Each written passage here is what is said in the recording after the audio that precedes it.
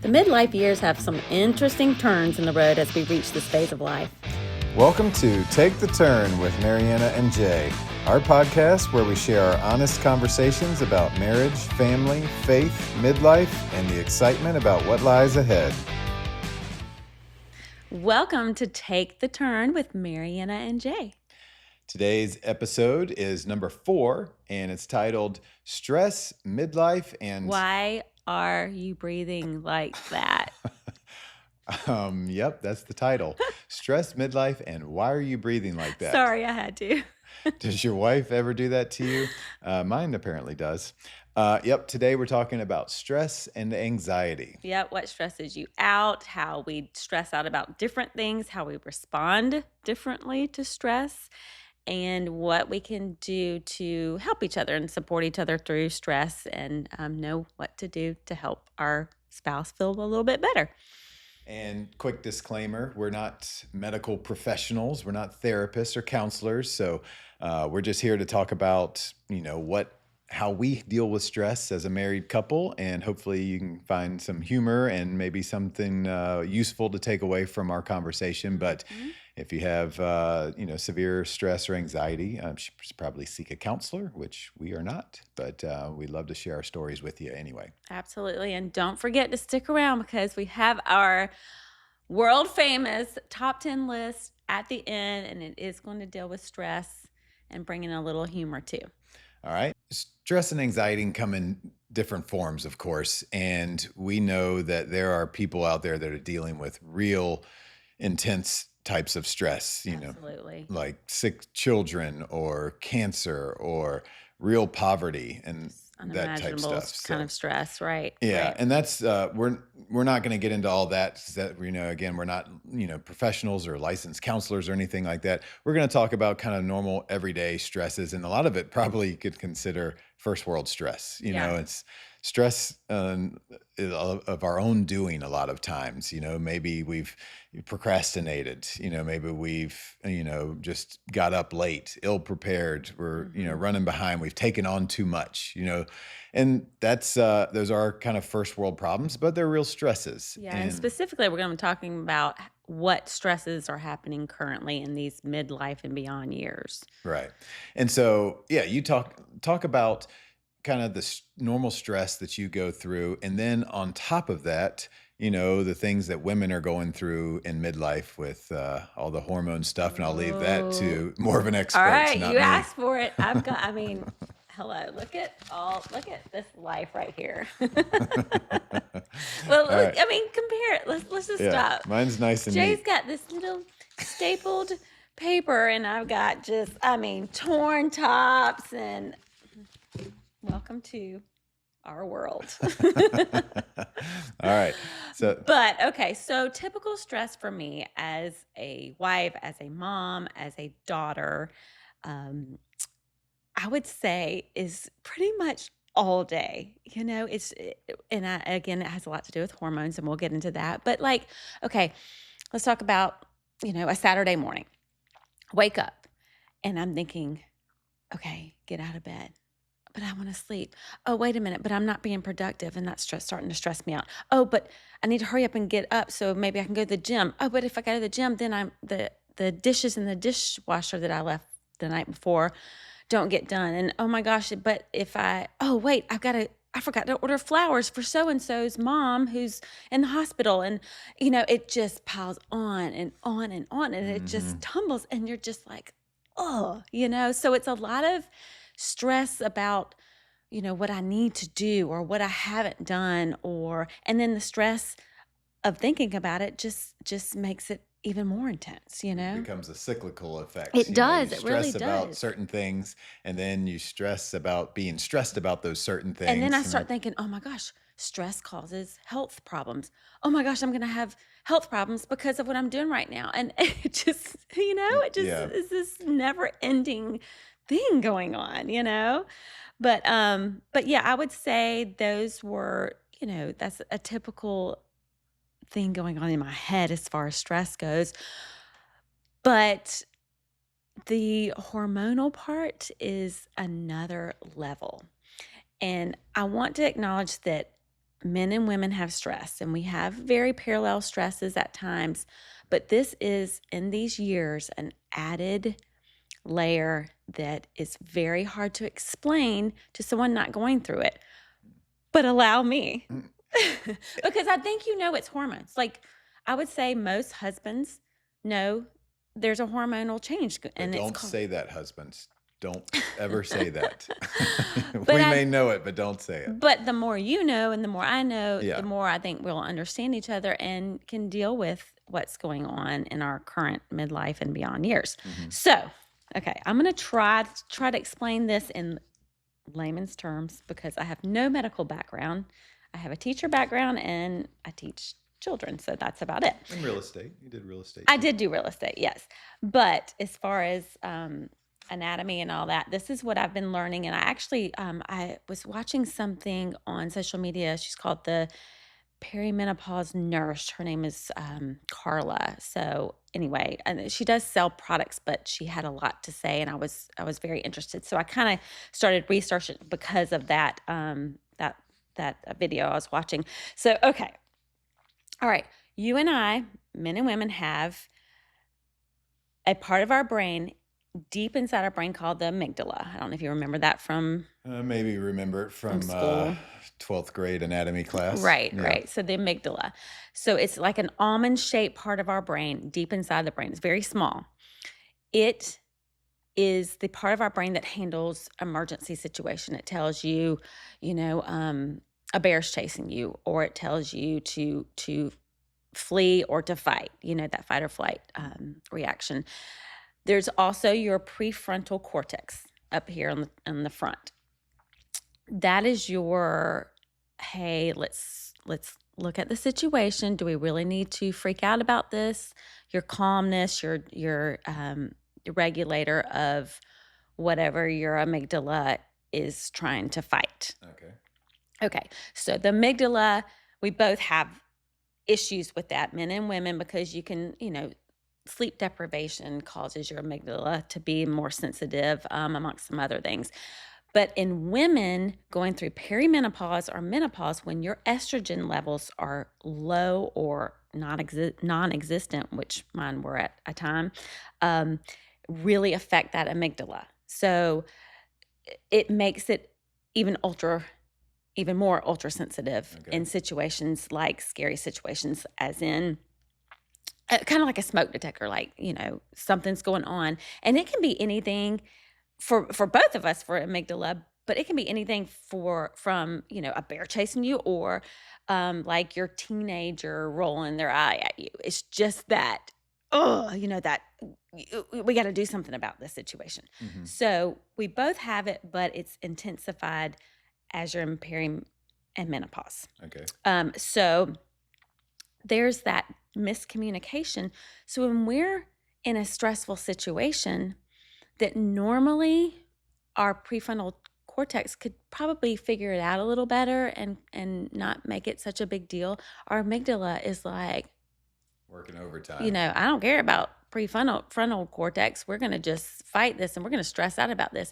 And so we as women know, and this is, ladies, this is when you get your husbands on this podcast because it's good to know, we're Mhm. not crazy. So the estrogen is what regulates the communication between the amygdala and the prefrontal cortex, and when that estrogen level is out of whack, then they're not talking and communicating properly, basically. Right. And estrogen affects your serotonin, your dopamine, your cortisol, all that regulation. So when the estrogen begins fluctuating, and I'm reading my notes during perimenopause and menopause, you have that increased anxiety, your irritability is worse, your panic feelings are worse, and it's all due to that amygdala. And again, I'm not a doctor or a nurse, but it's more reactive. And so that's when women go, I don't even know who I am. Like, what am I doing? Like, Mhm. and that causes stress too, because then you start having these identity crises,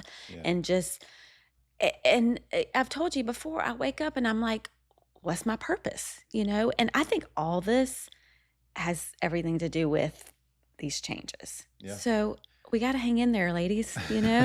So it makes sense. Like maybe the reaction you have to a stressed situation in your menopause years isn't the same, or maybe it's elevated. The reaction is elevated because estrogen levels might be out of whack or whatever. And it's not how you would typically respond, but you respond in a way that is maybe more enhanced than normal. I've got a Did really I, good did I how did I explain that? Did I? That's no, that's great, but I've That got was a really good example. okay. So, if I'm already stressed, or I don't even have to be stressed, and I go in the kitchen, Jay, you have like a microphone inside your mouth because you're crunching, like stuff like that. It sends me just into this, and I try I to be chew with quiet. my mouth And it's closed. so loud. It is so loud. But I hear now that I've done a lot of research, this is a thing. This is a thing with women and hormones. The crunching is almost unbearable. I mean, it's kind of like breathing. Talk about first So- world problems.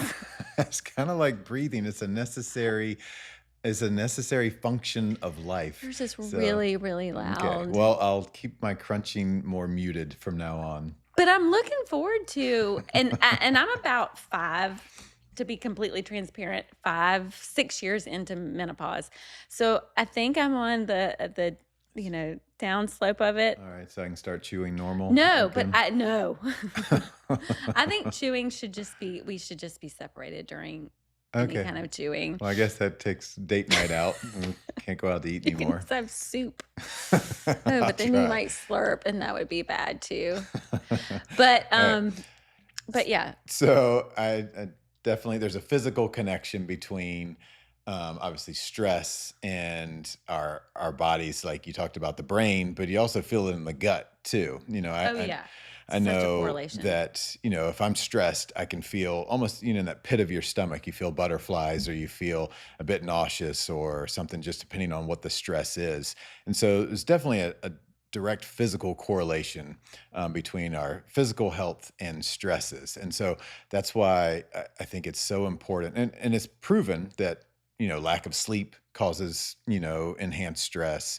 I think that direct physical connection is important to recognize. And that's why I think we need to try to make sure we're taking care of our bodies, what we're putting into them, how much we're exercising, because we're better able to handle the stress. Right, Um, right. so- And then controlling what you can and forgetting what you can't control. I hear that all the time. Yeah, I love to categorize. I love to box things up nice and neat, and that's just the way I work. But I see stress coming in 2 categories, which is stress that is of our own making. We have control of it. It's because like I said, we've procrastinated or we've overextended ourselves. We've taken on too much. And for things like that, we just got to identify what's causing the stress and eliminate it, fix the problem. I mean, if it's of our own doing, then we should have control of it and be able to fix it. But then there's the stress that comes from things that are outside of our control. So that's kind of my second category. And those are things that, you know, maybe you're in an environment that's chaotic or loud, disruptive, and you need to remove yourself from that environment. Things that are causing you stress, or it's things that are completely out of your control, things that happen to you, like we mentioned about health stuff. And those are times where we just have to, turn that over and pray. And that's where a great time to rely on your faith, and if it's out of your control, then you have to recognize it's out of your control and release it. And so those are kind of my 2 categories. And again, that's not a scientific method by any means, but either we have control over it and we fix it, or we don't have control over it and we have to let it go and Yeah. remove ourselves to whatever extent possible. Absolutely. And how many times does it say not to be anxious in the Bible?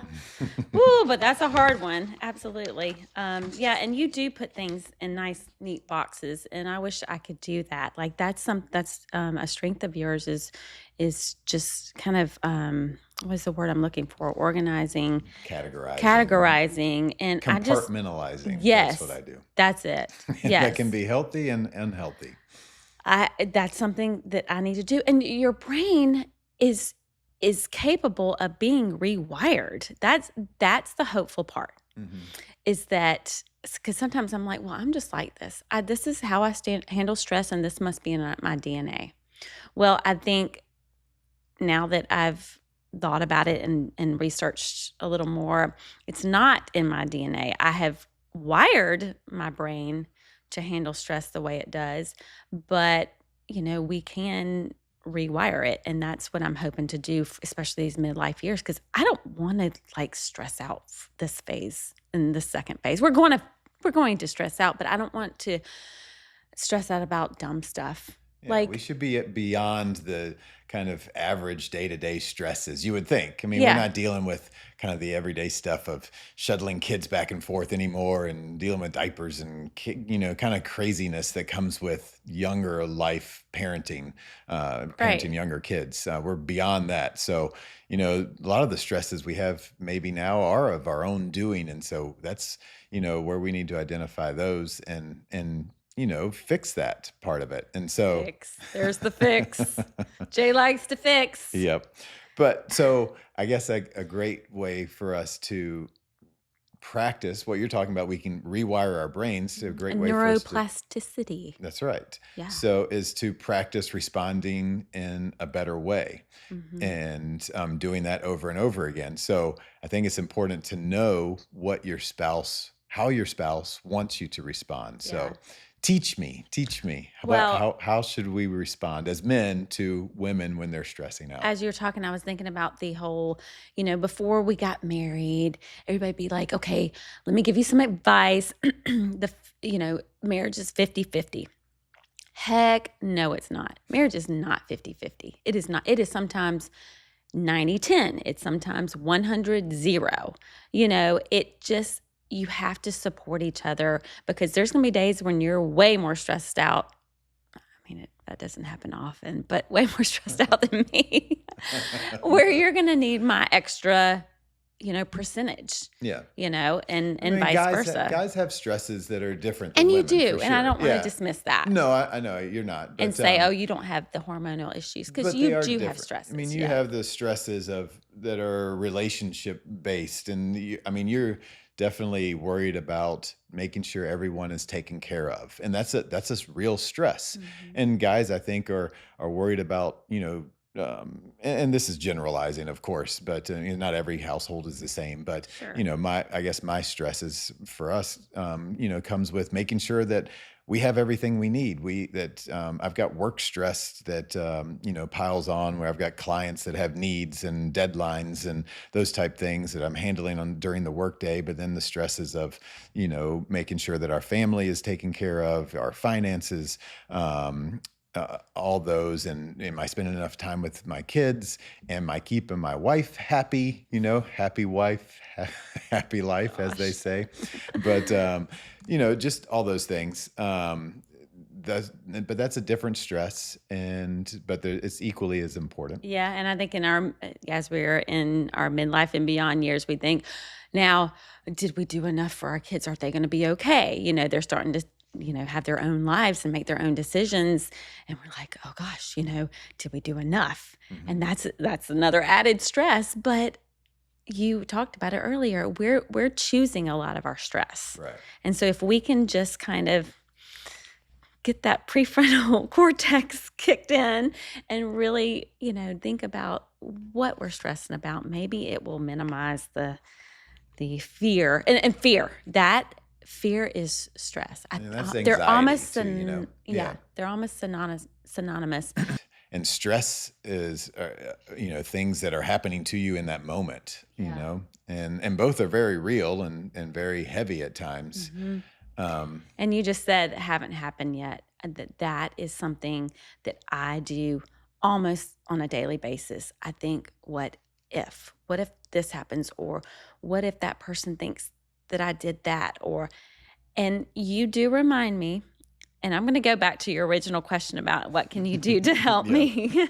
But you do remind me that it hasn't happened yet, and it might not even happen. And that actually reminds me of a story when I was in real estate. Um, I had a client, and I was probably not the best real estate agent, because of worry. Well, it's I because you have a heart for everything, and so you wanna make sure everybody's happy, which is impossible in real estate or any I business know. transaction. I mean, at times, I not know. everyone's gonna be happy all the time, but and you take that to heart. So So the HVAC was not working or something. We were closing the next day on this house. And my client was, freaking out and I was freaking out because I just wanted to hurry up because my natural instinct dealing with stress is to just oh gosh, we got to resolve it right now. It's got to get better, or either I just want to, get under a rock and hide. But a lot of times I'm just like, oh, fix it. No, no, no, no. Not fix it in the sense where you are just just practically make it go thinking. away. I just want to make it go away. Mhm. So I call my manager, and this is like in the evening. I mean, this was years ago, but I call him, and he's like, Mariana, give it a night's rest. Don't call anybody. Don't call the HVAC company. Don't call just rest on it. Go to sleep. Try not to worry about it and see what happens in the morning. And lo and behold, before I even made a phone call in the morning, I had received one saying, everything's worked out. We're closing today. And again, that's a So you great yeah, I example mean, you of could have saved yourself all that stress by I just know, but I but I know that's can't hard to help do. it. You worry, Yeah. but yeah, a lot of times just giving it 24 hours or giving it a night, a lot of times, things just have a way of working Yeah, out. but I do get mad at you when you just wanna just be practical with me, and I'll just be honest, because sometimes I want to just sit in my misery for just a little bit and somebody Mhm. just to put their arm around me and I see you try that sometimes. I don't know how natural it is. No, it's one of those things where I mean, I have compassion, I think. No, but I No, I can tell don't. it's kinda like you're like, "Okay, what What's am the I right supposed step to what would take? a counselor tell me to do right now? Pat, pat, pat. It's okay. It's okay."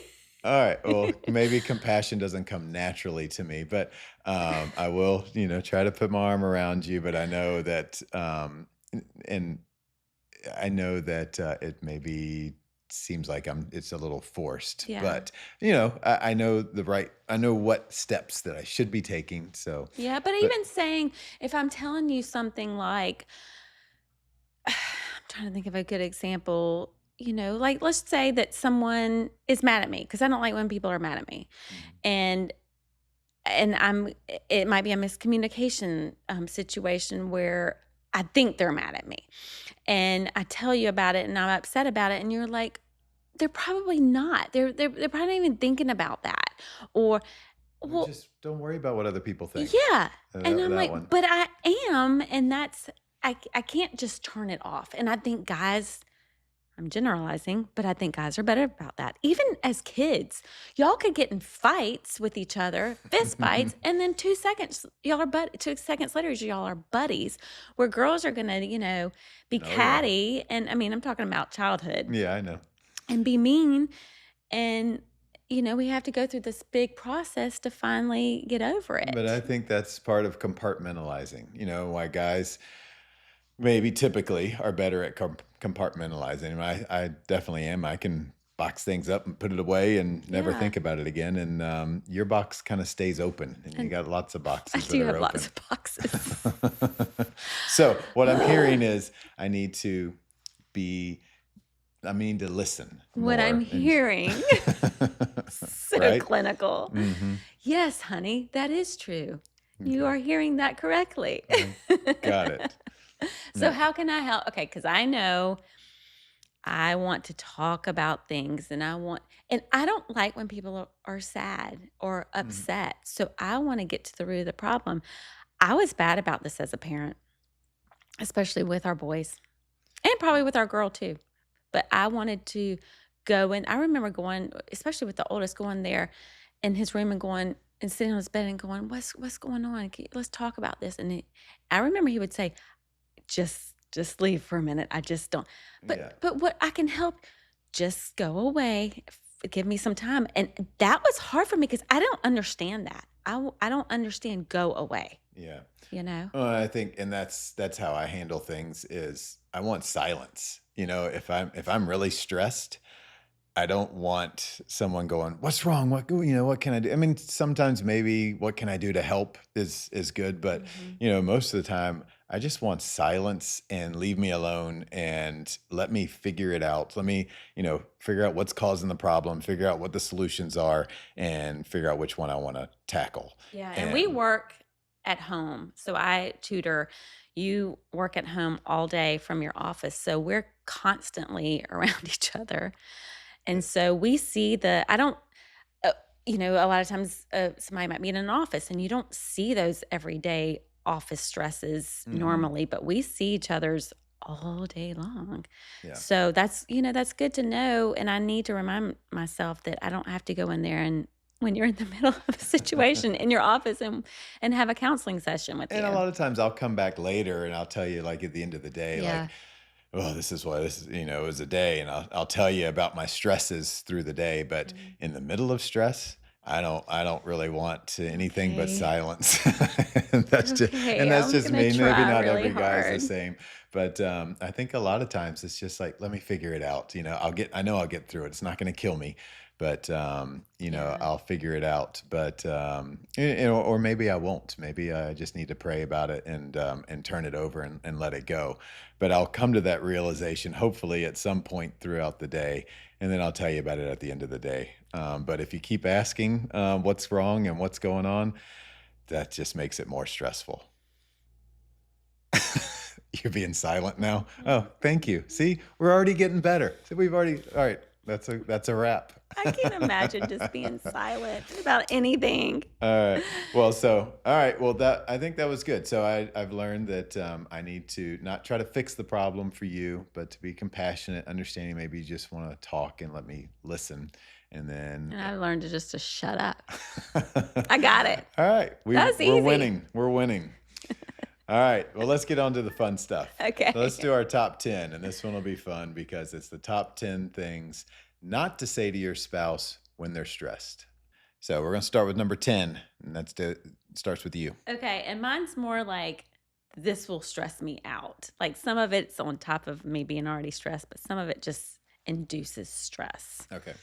So I'm kind of modifying it. Okay. So starting from the bottom 10, just tell them no. Okay, I'm working on that, but guys, maybe you can just no. I I have a hard time doing that, and I think as you get older, you can say it a little easier. Just tell them no. Oh, it's not that easy. All right, I get that. I can see how that would stress you out Well, more. just say, give me a little more than that next time. Just Okay. not no. All right.